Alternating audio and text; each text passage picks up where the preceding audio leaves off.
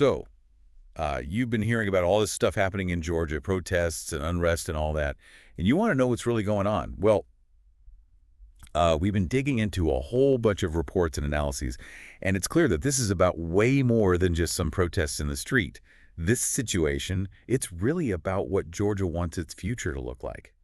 It's amazing, isn't it? These huge protests are breaking out, riot police clashing with people, and it all comes back to Georgia and the European Union. Okay, so for anyone listening who needs a refresher, what does the EU have to do with protests in, like, Tbilisi? Right, well, imagine you're Georgia, a country that's always been stuck between these big, powerful neighbors, and you see joining the European Union as your way out, your ticket to a more stable and democratic future, a more prosperous future, too. So kind of like joining this club Uh-huh. with awesome perks and a sense of security, right? Yeah, exactly.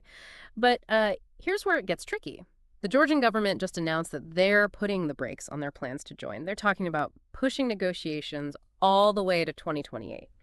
And for a lot of Georgians, this isn't just some delay. It feels like a total betrayal of everything they've been hoping for. So this decision to postpone joining the EU, that's what started all this. Yeah, you could say that. Joining the EU, or actually, I guess the process of joining.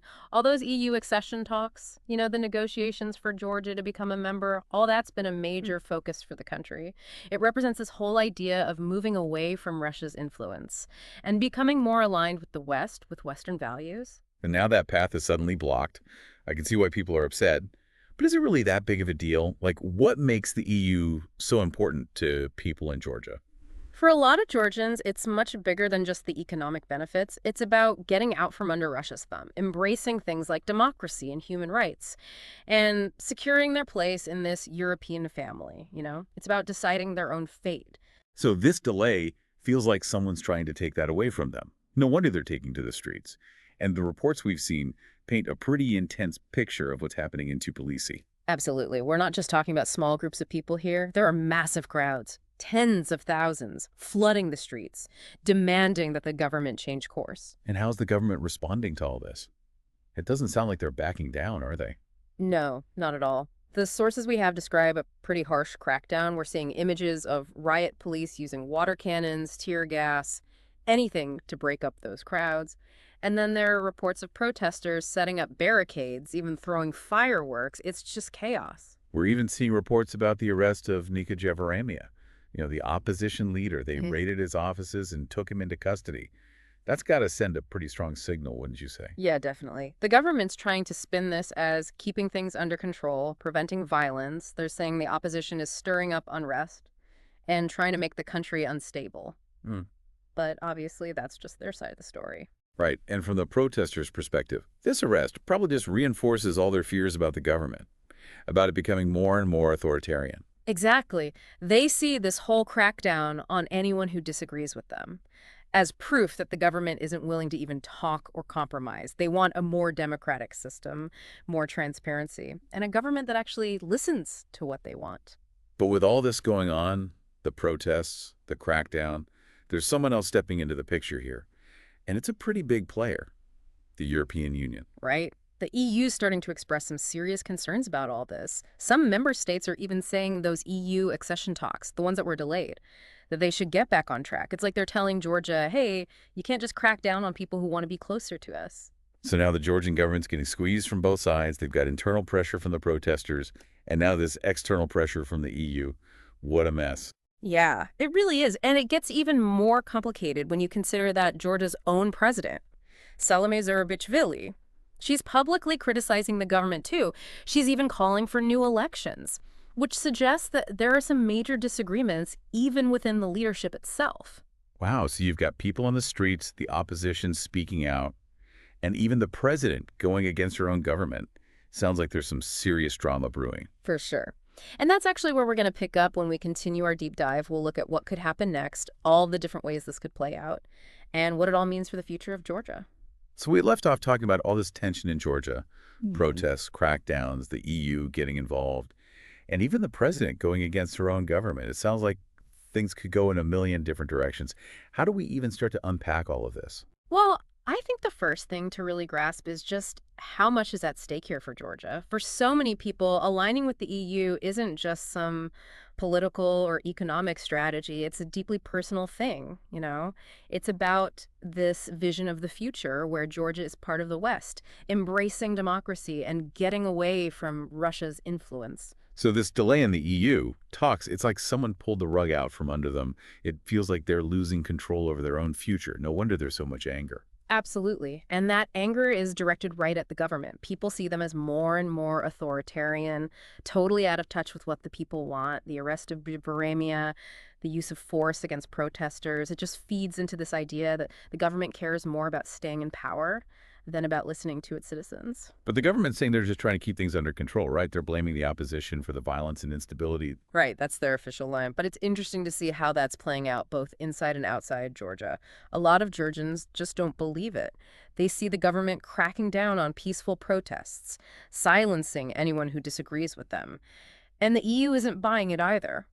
Their concern, the calls to restart the EU accession talks, that's a clear sign they don't trust the government's explanation. So you have this disconnect between what the government is saying and what people are actually experiencing. And now the whole world is watching. What kind of pressure does that put on the government? Well, the international community, especially the EU, they have some leverage here. Georgia relies on foreign investment and support, on having a good reputation. If they want to keep all that, they can't just ignore all the criticism. But let's be realistic. International pressure can only do so much. In the end, it's up to the Georgian people and their leaders to figure this out. So what are some possible scenarios here? How could this all unfold? One possibility is that the government gives in a little. You know, they might make some policy changes, promise to be more democratic, maybe even give a timeline for restarting those EU talks.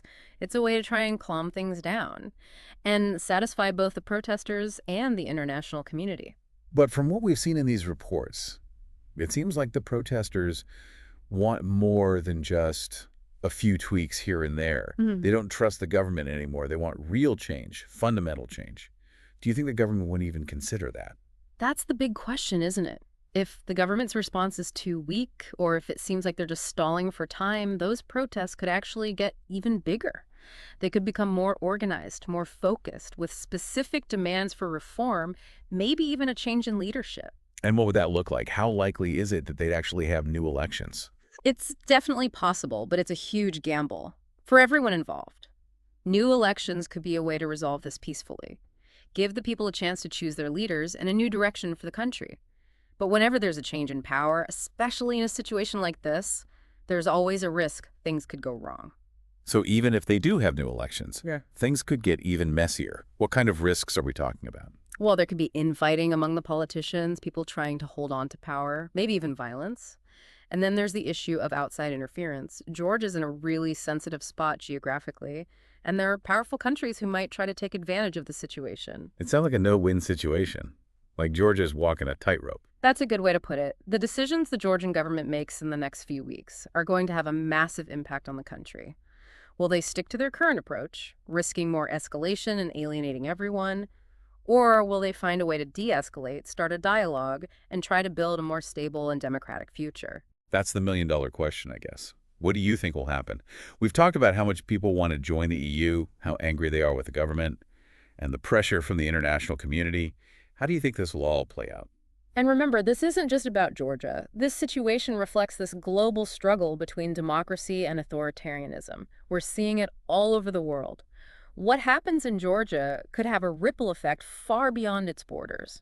Yeah, it really feels like we're watching something important unfold here. Not just for Georgia, but for the whole region. It is, yeah. It really shows you how powerful peaceful protest can be. You see these everyday Georgians, they're out there in the streets, risking their own safety, just to make their voices heard. It's pretty inspiring, isn't it? Even when things look bad, there's still this hope for something better.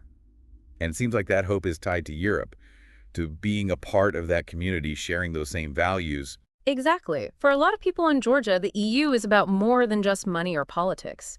It's a symbol of freedom, of progress, of leaving the past behind. That's why this delay was such a big deal. It felt like their hopes were getting crushed. So as we wrap up here, what's the one thing you want listeners to remember about all of this?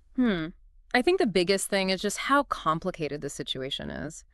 It's easy to just focus on the headlines, the protests, the politics, but we can't forget that there are real people at the center of this, people with real fears and aspirations who just want a better life. Yeah, it's a story of dreams and struggles and never giving up hope, even when things are uncertain. And as we've seen, it's a story that's still being written. So keep paying attention, stay informed. What happens in Georgia matters. Thanks for joining us for this deep dive. We'll see you next time.